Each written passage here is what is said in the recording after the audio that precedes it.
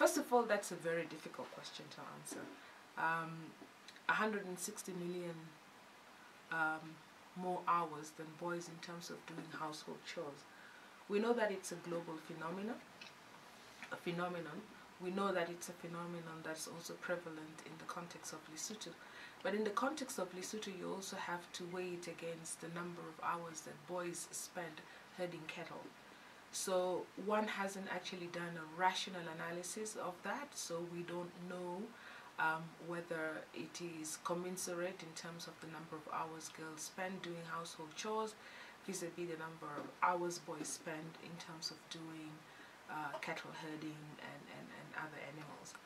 Now, one important thing to note about Lesotho is that we have more girls than boys in schools, and one would then argue that probably girls have less time to do household chores because they might be spending a phenomenal amount of their hours in school.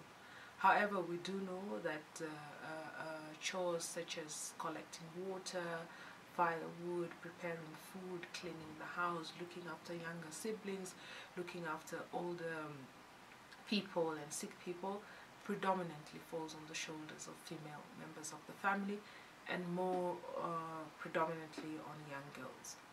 Now, school is one area that helps to take away young girls and boys from heavy duty labor at home, and we hope that schooling in Lesotho is helping to do that. However, we are concerned that the net enrollment rates are quite low, though they are higher for girls.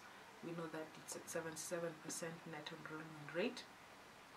That simply tells us that there is over 30% of children, 20% of children who are still at home and not coming to school, and that raises a lot of concern.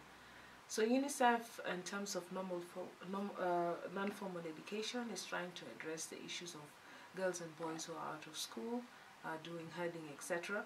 But through the schooling system, supporting the Ministry of Education through policy, etc., to have free and compulsory education. Now, the compulsory component of primary education is not being implemented, and that is probably one area that UNICEF can focus on in terms of working with government to ensure that that component is implemented, so that caregivers and parents are held accountable when children don't come to school.